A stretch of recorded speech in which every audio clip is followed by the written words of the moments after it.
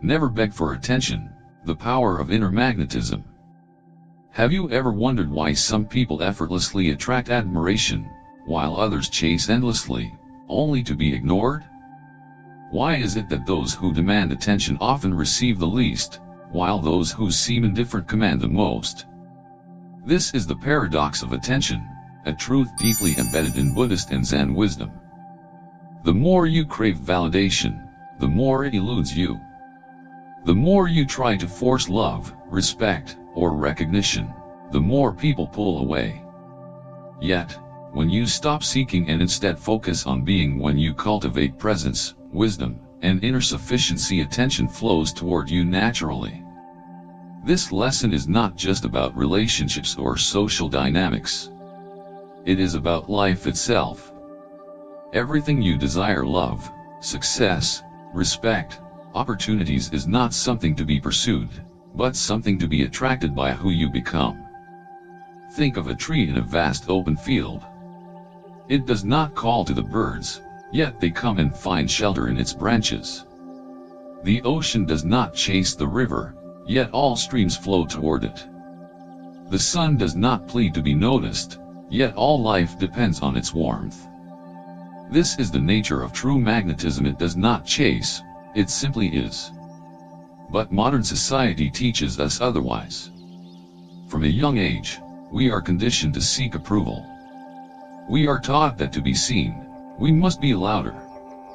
To be valued, we must work harder for others' recognition. We live in a world where people measure their worth by how many likes they receive, how much praise they get, or how others perceive them. This endless cycle of external validation leaves people exhausted, constantly chasing, never feeling enough. However, Buddhist philosophy reveals a profound secret, one that liberates you from this endless pursuit. The path to true attraction is not in grasping, but in letting go.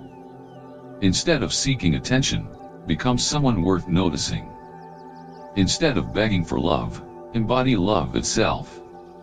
Instead of chasing opportunities, develop yourself into a person that opportunities naturally seek. In this video, we will explore how to cultivate this inner magnetism. Through Zen parables, Buddhist teachings, and timeless wisdom, we will uncover the secrets to becoming a source of attraction rather than a seeker of validation. We will reveal why presence is more powerful than words, why self-sufficiency draws people in, and why letting go is the most powerful way to receive. By the end of this journey, you will see that you were never meant to beg for attention. You were meant to radiate so brightly that the world could not help but notice. In a world dominated by distractions, where most people are constantly checking their phones, thinking about their next move, or waiting for external validation, true presence has become a rare and powerful quality. Those who embody presence stand out, not because they try to, but because they radiate a stillness that others are drawn to. The human mind is constantly racing, seeking, comparing, and grasping, but the wise understand that stillness is the greatest magnetism. Zen teaches that a quiet, focused mind is like a clear pond that reflects the moon. It does not try to catch the moon, nor does it ripple to gain attention. It simply exists, and because of that, it becomes beautiful and inviting. A masterful presence is not about speaking the loudest, demanding attention, or striving to be noticed.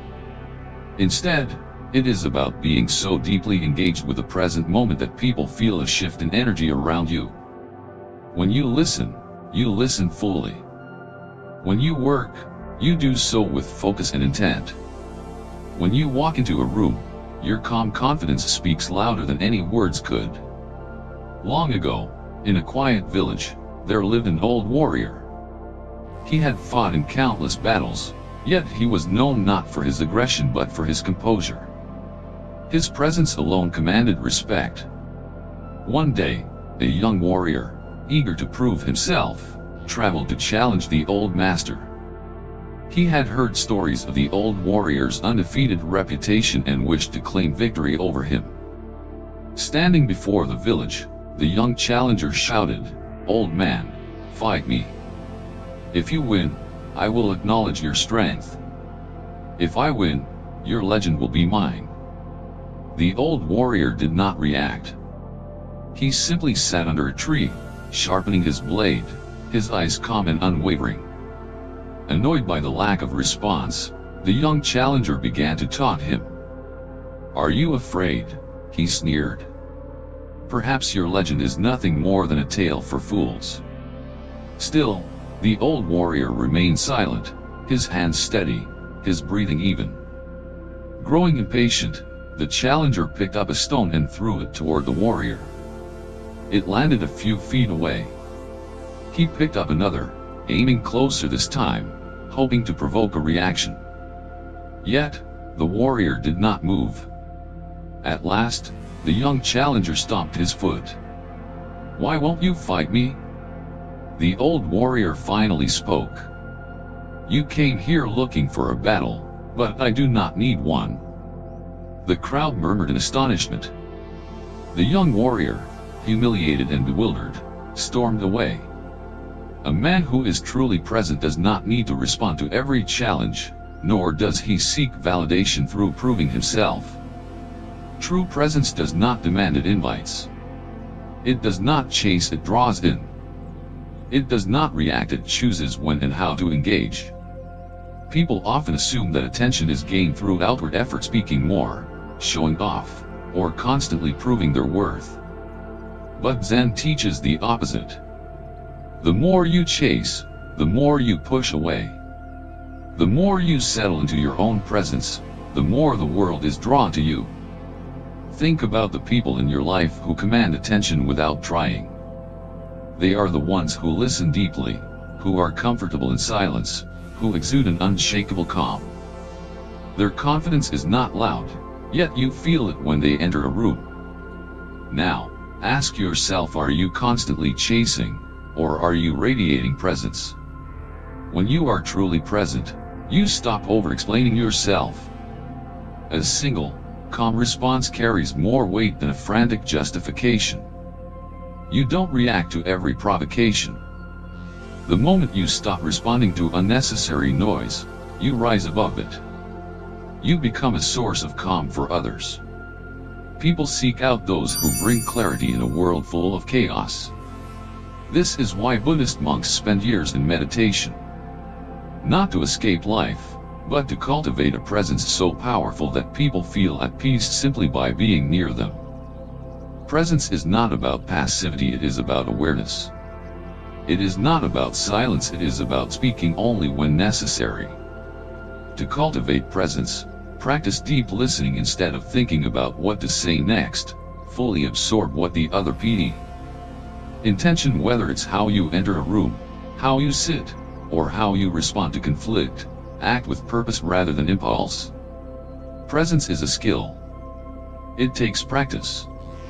But once you master it, you will find that you no longer seek attention, attention finds you. The more you chase after validation, the further it seems to slip from your grasp. This is one of the fundamental lessons of Buddhist wisdom. When you operate from a place of neediness, people sense it. It creates an imbalance, a dynamic where your self-worth is placed in the hands of others. The Buddha taught that attachment is the root of suffering, not just in relationships, but in every aspect of life. To be free, one must cultivate inner sufficiency, a state where you are whole within yourself, needing nothing from outside to feel complete. A young student once approached a revered Zen master and said, "Master, I have read many scriptures, meditated for years, and practiced diligently. Yet, I feel restless, as if something is still missing. I need to know, how do I find fulfillment?" The master smiled and poured tea into a cup. He kept pouring even when the cup was full, causing the tea to spill over onto the table. "Master, the cup is full," the student exclaimed. "It can't hold any more?" The Zen master nodded. "Like this cup, you are already full. But because you seek something outside yourself, you do not realize it. Until you stop grasping, you will never feel complete." The student bowed in understanding. When you constantly seek fulfillment outside yourself, whether in relationships, recognition, or status, you overlook the fact that you already have everything you need within. Clinging is not attractive. It creates pressure, and pressure creates resistance. Imagine being in a relationship where one person constantly needs reassurance, attention, and validation. Over time, this drains the other person, making them withdraw. Why? Because they feel they are not being loved for who they are, but for what they provide. In contrast, people who are self-sufficient, content in their own being, draw others in. There is an effortless quality to them. They do not demand, they do not beg, and yet people seek their company. Think about someone you admire. Are they the type who constantly seeks attention, or do they carry themselves with quiet confidence, allowing others to come to them naturally? The latter is the power of self-sufficiency. A Zen master once took 2 handfuls of rice and did an experiment. In one hand, he opened his palm, letting the rice rest naturally. Soon, birds flew down and began eating from his hand. In the other hand, he clenched his fist tightly, holding onto the rice with force. No birds came near. The rice, trapped in his grip, soon became stale. What you hold too tightly, you lose. Neediness repels, while openness invites. In life, when you cling to relationships, opportunities, or approval, you push them away. But when you release the need to control and allow things to flow naturally, people and experiences come to you effortlessly. Instead of asking, "Do they notice me?" shift your focus to, "How can I cultivate my own value?" The moment you stop seeking approval is the moment people begin to respect you. Imagine a tree standing strong in the middle of a storm. It does not rely on the weather to determine its strength. Similarly, your peace must come from within. Develop skills, deepen your wisdom, and nurture your soul. Those meant to be in your life will come, those who aren't will naturally drift away. If you chase, they will run. If you let go, the right ones will stay. Self-sufficient people have an energy that is deeply attractive. Not because they try to be, but because they do not need anything from you. Their happiness is not dependent on external factors. A desperate person says, "I need your approval." A self-sufficient person says, "I approve of myself." A needy person chases opportunities, fearing loss. A self-sufficient person attracts opportunities, knowing their worth. A desperate person holds onto relationships in fear. A self-sufficient person allows relationships to flow naturally. The irony of life is this: the moment you stop seeking love, love finds you. The moment you stop chasing success, success follows you. The moment you stop craving attention, people become curious. A candle and placed it on the table. Does this candle ask the darkness to move away? The student shook his head. Yet, when night comes, what happens? The master continued. The candle shines, and darkness disappears, the student replied. The master smiled. So it must be with you. Do not seek validation. Simply shine. Those meant to see, will see. When you stop gripping relationships, attention, or recognition, when you simply exist in your fullness, others feel it. And that is when they begin to seek you. This is not about arrogance. It is about inner strength.